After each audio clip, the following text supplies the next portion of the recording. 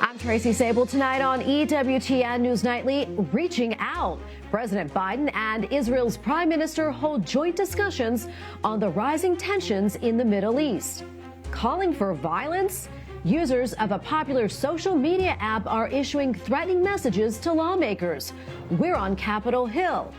Take it outside. When we're outside, we have that ability to truly wonder about what is God's role for me. A faith-based outdoors company adds a program for seminarians.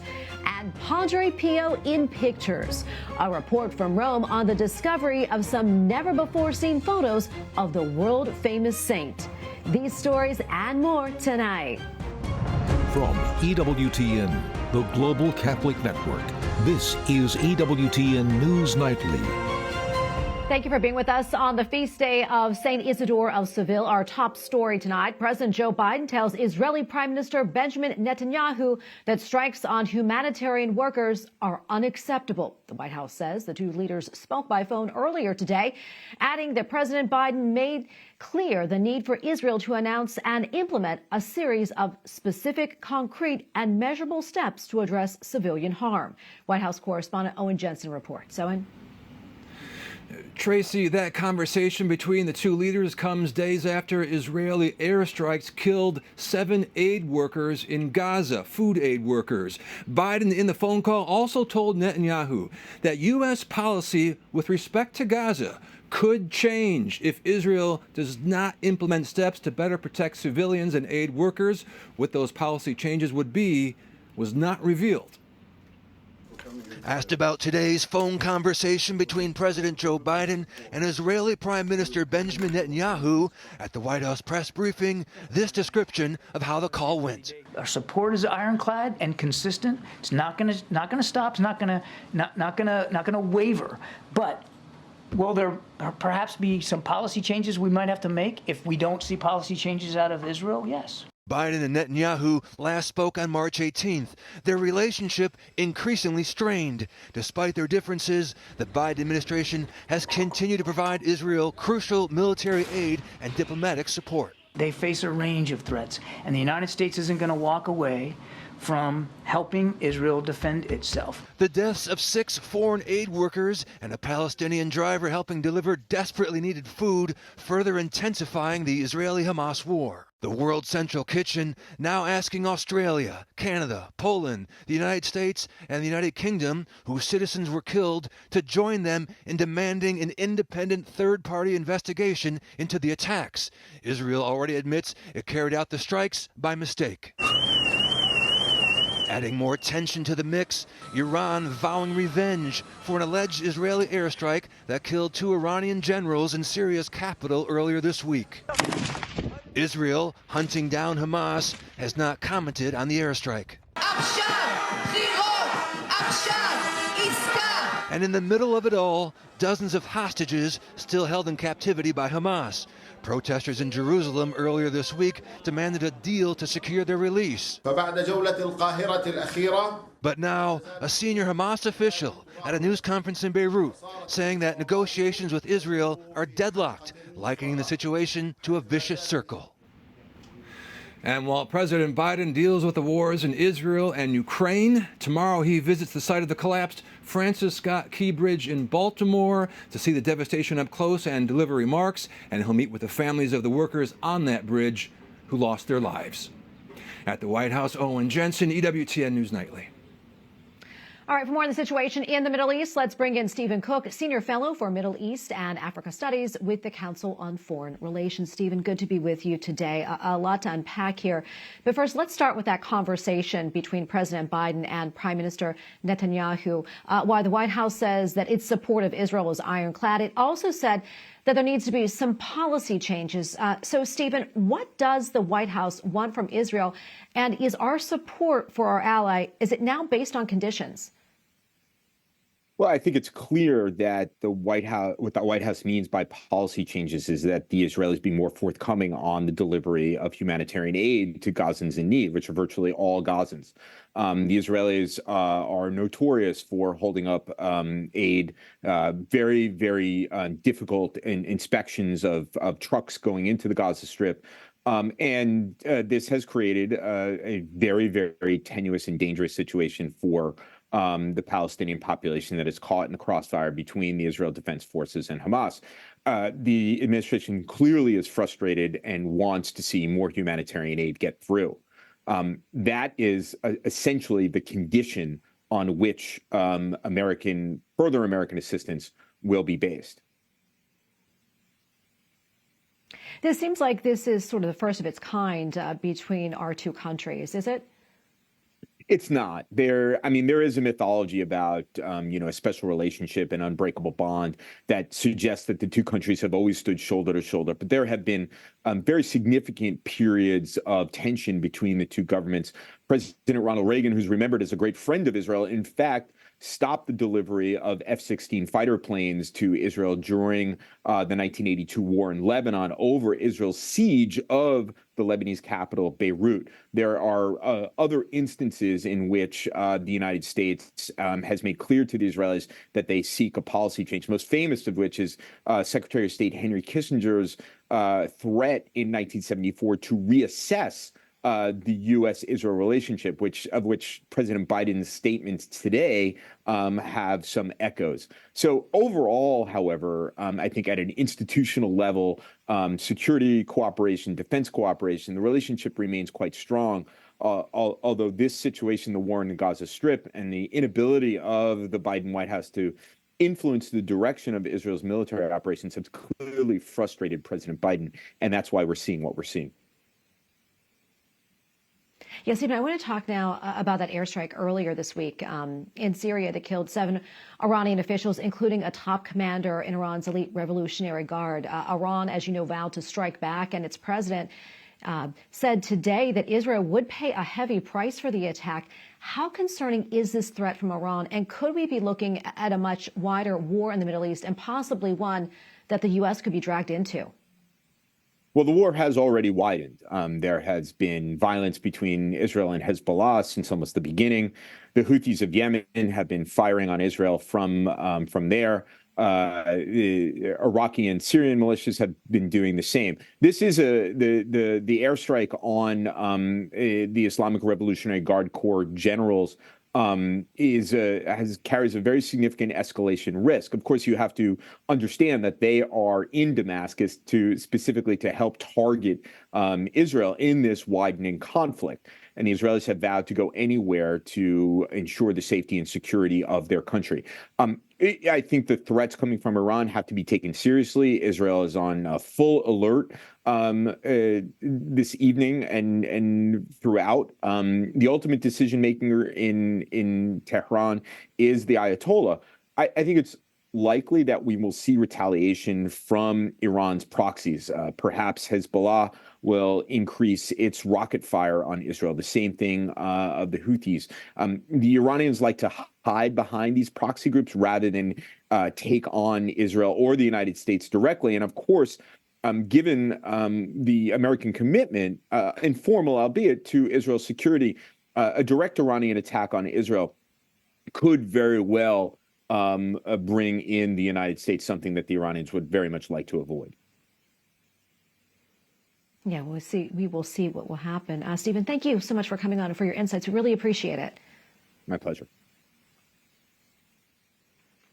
Hungary says that it will oppose any new plans from NATO that could lead to an escalation of the war in Ukraine. Mindent meg is kell tennünk annak érdekében, hogy elkerüljük.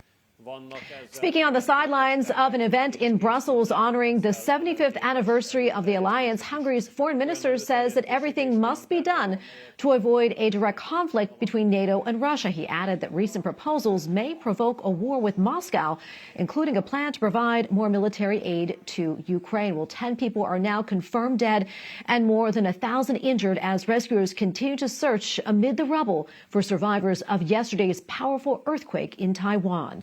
Teams scanned a hiking trail for survivors one day after the 7.2 magnitude quake rocked the island. Dozens of people remain missing, especially in one of Taiwan's main national parks. There was, however, some good news, as several hotel employees were set free after being trapped underneath rubble. Well, as Congress weighs banning the popular social media app TikTok, lawmakers say they are receiving a variety of threats, some of them even violent. This comes after TikTok used pop-up messages on the site urging users to contact members of Congress. Capitol Hill correspondent Eric Rosales has the latest. Eric? Good evening, Tracy. U.S. Capitol Police is investigating an uptick in threats against lawmakers. Many stem from TikTok users. Republican Senator Tom Tillis of North Carolina shared with me part of a phone threat he received recently. If you ban TikTok, I will find you and shoot you. That's people's jobs, and that's my only entertainment. And people make money out there, too. Senator Tillis tells me he doesn't think the threat was serious, but says there's more behind the message. TikTok has her to believe that the way that she can make millions is to just be on TikTok. Why don't encourage that young lady to finish school and go to college too? So, I mean, it's sort of a get rich quick, just stay at home, watch videos, and if they threaten U.S. senators with their lives. It's absurd. Prior to last month's House vote, Congressman Bob Latta says he received threats, and not just to himself. Well, I think it's really harming when you hear the children calling and saying that they'll do bodily harm to themselves if they can be on TikTok. What's your thought of TikTok even putting out, they put out even warnings telling people to contact Congress, to write your legislature? Well, it's a huge money-making proposition. I don't know how many followers they have, but there's probably billions around the world.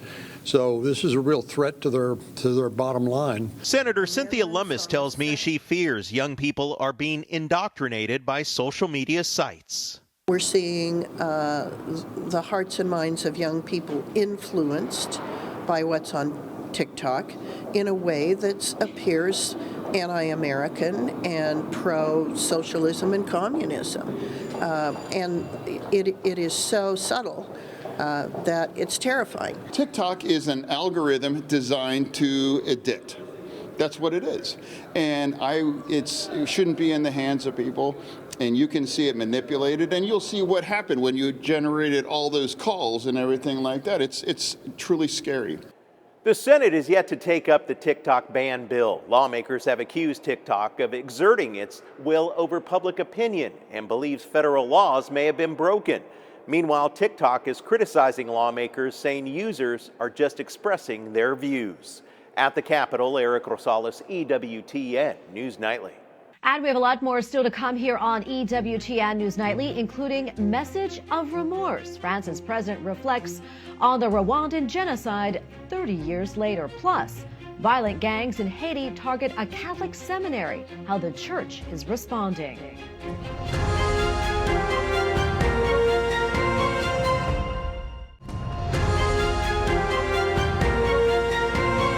A startling admission from President Emmanuel Macron. He says France and its allies could have stopped the 1994 genocide in Rwanda. In a statement, the French president said his country and other nations, quote, lack the will to stop the violence. But he also stopped short of an apology. Sunday marks the 30th anniversary of the genocide. The bloodshed in the Central African country killed more than 800,000 people. On new developments tonight, in the violence in Haiti, a minor seminary run by Spiritan Fathers has been attacked. Gang members set fire to the computer room and looted the library. In addition, several vehicles were burned. The country's bishops' conference said in a statement, quote, it is with indignation that we note how sons and daughters of the country are attacking private and state property and endanger the lives of other people who seem to have no value in their eyes. St. Thomas Aquinas famously said, beauty arrests motion. And a Catholic venture company in Wyoming is living that truth every day. Core Expeditions was founded in 2016 to provide encounters with Christ through outdoor activities. Core offers faith formation exercises for high schoolers, families, and other adventurers. And its St. Jacques Seminarian project is gaining national attention for supporting vocation directors in preparing seminarians. And here to talk more about the project is the executive director of Core Expeditions, Dr. Thomas Zimmer. Sir, thank you so much for being here. We really appreciate it. So if you would you tell us more about the creation of Core and the meaning behind the name? Yeah, absolutely. CORE stands for Catholic Outdoor Renewal. It's a Latin term for heart, but more than just what we think of the beating heart, but more of the holistic heart, mind, body, and soul. One thing that where we came out of was Wyoming Catholic College was started in 2007, and our students, in addition to their rigorous liberal arts, great books program, is we have an outdoor program. So all the freshmen come in and they do a 21-day backpacking trip as their first course, and then every semester, all the way through their senior year, every student does a week-long wilderness experience. And what happened is basically our alumni were graduating and going out and entering the real world, entering parishes. The word was spreading. And by 2015, the phone was calling multiple organizations saying, hey, we want to do something. And at the time, we just did it for our college students. So in 2015, we realized, wait, there's a big need in the Catholic Church. And we opened our doors to outside organizations. So that first year, 2016, we had 4 courses. This year, we'll do over 100 courses for Catholic organizations, youth groups, colleges, high schools, seminaries, as well as individuals and families. So very busy. And one of the biggest things that's different from us, there's a lot of Catholic camps and programs like that. We are truly wilderness-based. You're in the wilderness the entire time, no cell phone service, no rows for the entire week, no showers. You're really in the thick of it. Everything is on your back that you need for the entire week. It becomes a really important period where you're really self-reliant and really learning to deal with the people around you and relying on all of them. Yeah, and talk to us more about that. Why you think nature is really so powerful in drawing us closer to God. Yeah, absolutely. Well, if you think about even in Scripture, the amount of times that the Scripture is referred to the outdoors, it's a majority of the time. And when you're thinking about reading Scripture, and seminarians specifically who have no connection to nature, it's very different. But when you go out into the outdoors and you're just experiencing that, Scripture comes alive. It's the same thing for our college students. So when they're reading the great books, if they haven't been outside, if they haven't had their own epic, for example, and you're reading an epic, it just doesn't speak to you the same way. So the outdoors is also just an amazing place to just build grit and reliance on yourself as well as reliance on other people. So our seminarians, for example, they in particularly get a lot of things that they're just not going to get in seminary, just based on the fact that they're inside. And being outdoors really helps them bond as a community and really grow in relationship in a very different way. But also the great things that we're seeing is, the fact that you're in the outdoors. It's an unpredictable environment. It's challenging in a new way. It's an adventure. The men walk away with stories of their own. And the outdoors, which, 50 years ago, we didn't have to think about it. A lot of people still spent a lot of time outside. But oftentimes, even just the difference between my own son and how much time I spent outside, and I really try to encourage him to be outside, but our generational, just the kids coming out of high school now and the men entering seminary, they're just not as connected to nature as they once were. Yeah, Thomas, we have only about 30 seconds left, but quickly, tell us what else you would like folks to know about CORE. Yeah, so we offer a bunch of different types of courses. It's very custom to the seminary or to the youth group or to the high school. And really the idea of getting disconnected from our phones, disconnected from technology, being out in the woods, really connecting in community, and really being in a space where you can hear God's voice. Prayer stands out there in a very different way. Even having mass out in the outdoors, most of our trips, in fact, about 99% of our trips have a priest on the trip. Be able to be outside and really connect with God through nature, through the creation that He's created, the world that He's created for us is pretty phenomenal. And we get a lot of conversion stories and great things that are happening, as well as developing leadership for the young men that are going to enter the priesthood. It sounds so wonderful. And Thomas, thank you for sharing all this with us. We really appreciate it. God bless you. Thank you so much. Up next on EWTN News Nightly, the man behind the miracles. Father Pio didn't want to shine. That's why he didn't want to be taken picture of. Colin Flynn has an exclusive look at never-before-seen photos of one of the greatest saints of our time. Plus, the secret to a long life, unpacking the faith of one of the oldest people in the world.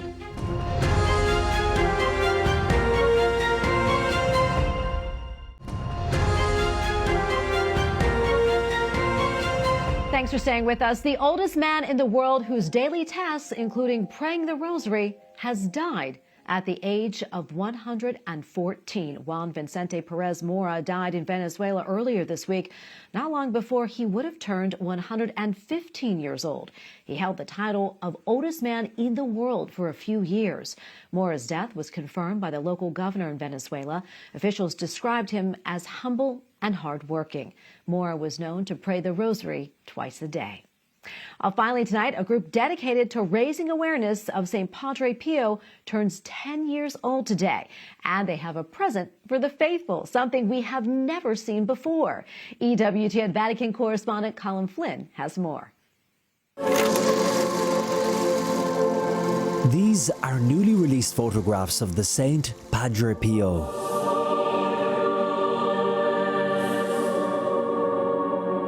The incredible images show the Italian friar celebrating Mass and deep in prayer, but also in lighter moments of laughter, rarely captured of the saint.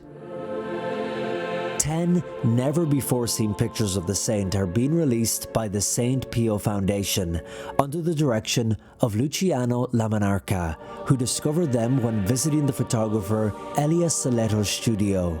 There was the authenticity and the quality of the picture I never see. When I was in his studio, I was amazed.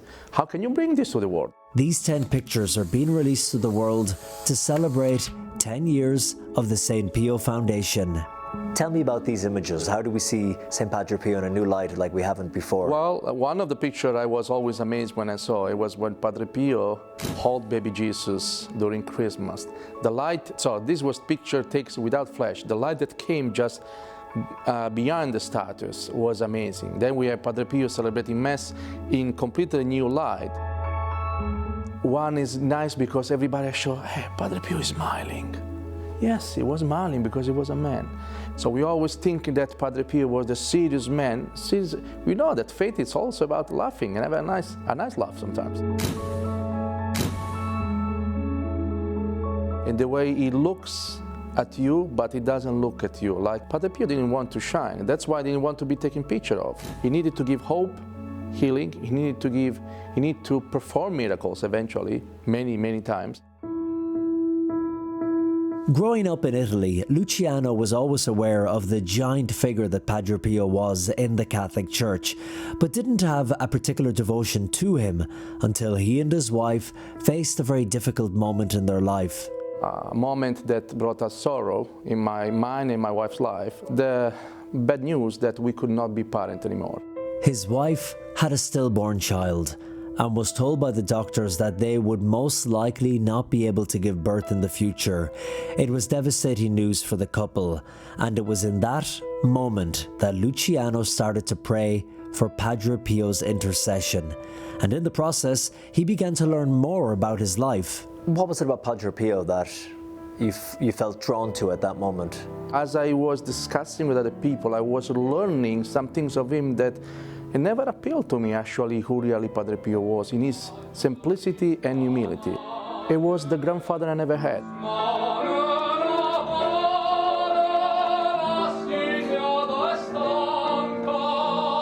An opera singer by profession, Luciano has always put passion in everything he does and felt such a connection to St. Padre Pio that he wanted to help bring his story and message to as many people as he could, especially in the United States.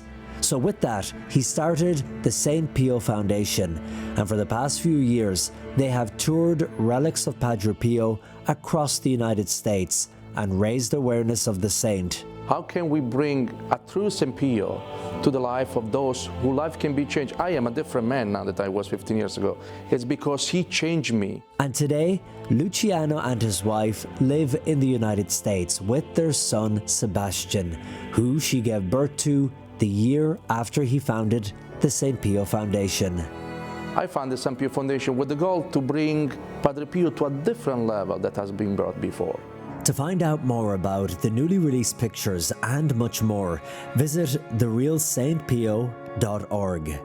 In Rome, Colin Flynn, EWTN News Nightly.